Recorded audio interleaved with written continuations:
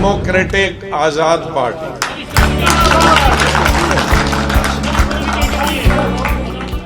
आखिरकार वो दिन भी आ ही गया जिसका इंतजार गुलाम नबी आजाद को न जाने कब से था।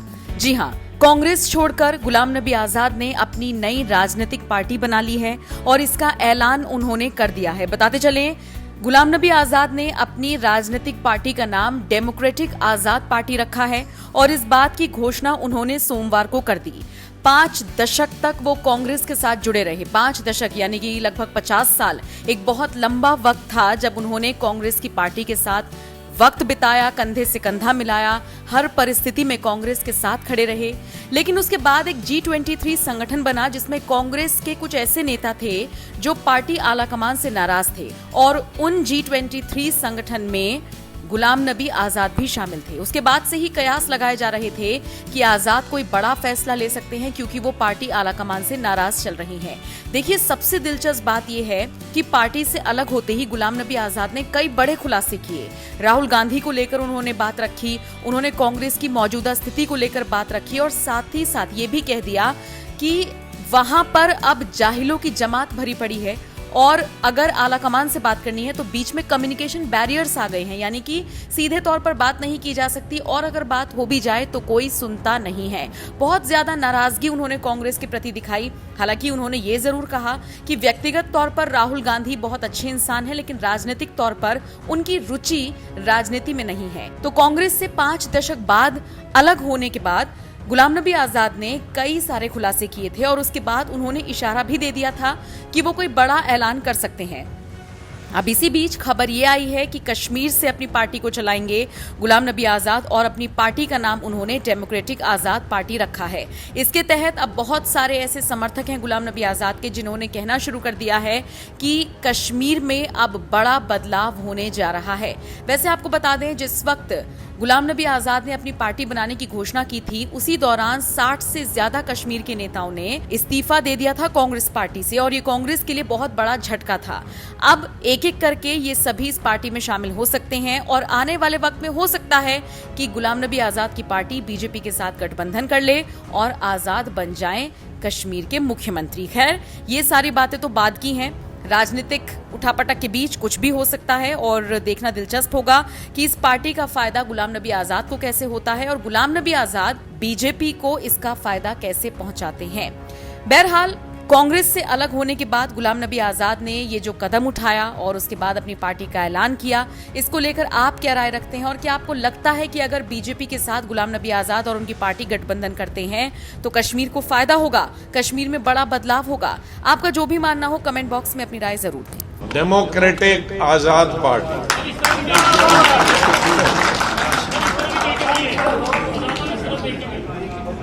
नहीं भाई, वो एक पर ही फोकस होगा।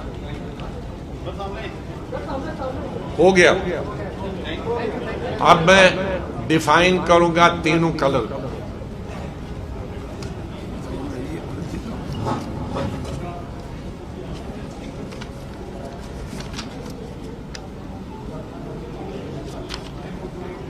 इधर से शुरू करते हैं मस्टर्ड कलर से। अभी तो फरवरी में भर के आएंगे, दिसंबर में ये जम्मू के और कश्मीर के खेतों में।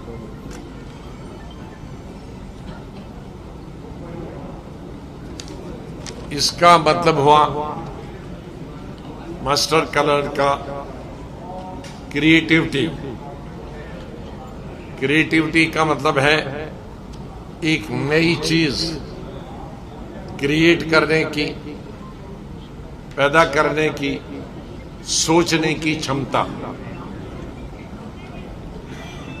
इसका दूसरा मतलब ये है डाइवर्सिटी। तो डाइवर्सिटी का यूनिटी एंड डाइवर्सिटी। हमारा पूरा भारत देश और उसके अंदर जम्मू कश्मीर डाइवर्सिटी से भरा हुआ। चाहे धर्म की बात लें, जातियों की बात लें, भाषा की बात लें, खाने पीने की बात लें, पहाड़ और मैदान की बात लें, चीजें पैदा करने की बात लें, तो ये एक डाइवर्सिटी। व्हाइट का मतलब हुआ जो बीच में है, शांति, अमन। तो हम गांधी जी को मानने वाले हैं,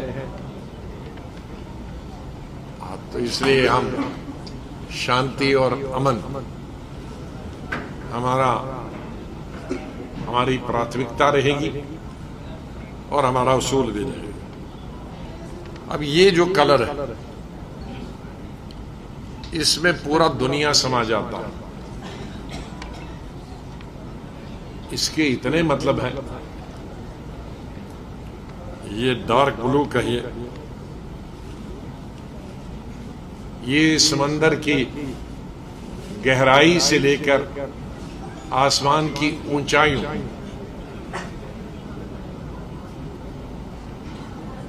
तक इसकी लिमिट है।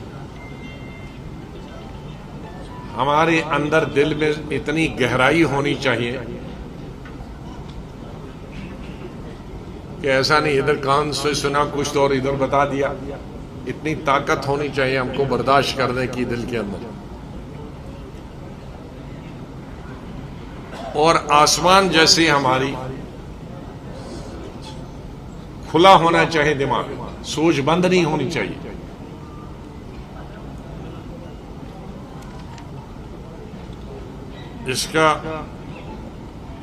इसके साथ साथ जो दूसरे मतलब है, ओपन स्पेस, खुला जगह, फिर फ्रीडम, आजादी, सोचने की, बोलने की आजादी, इंट्यूशन, अंतर्ज्ञान, इंट्यूशन भी आनी चाहिए, फिर इमेजिनेशन, कल्पना, फिर इंस्पिरेशन होनी चाहिए। इंस्पिरेशन होनी चाहिए, प्रेरणा। हमारे जो आइंदा आने वाले मेरी पार्टी में जो लोग होंगे वो इंस्पिरेशन बनने चाहिए,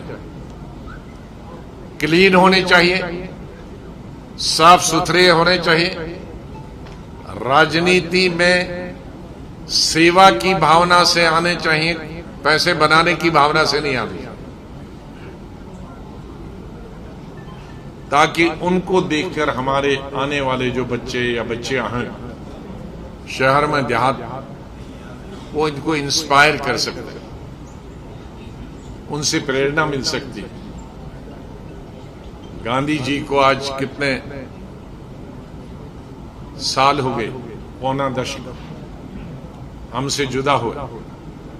हम लोग उनकी शक्ल नहीं देखी, फोटो देखी, लेकिन उनके कार्य से, उनकी सोच से, उनकी विचारधारा से आज भी हम हिंदुस्तान में नहीं दुनिया के करोड़ों लोग उनसे प्रेरणा लेते हैं।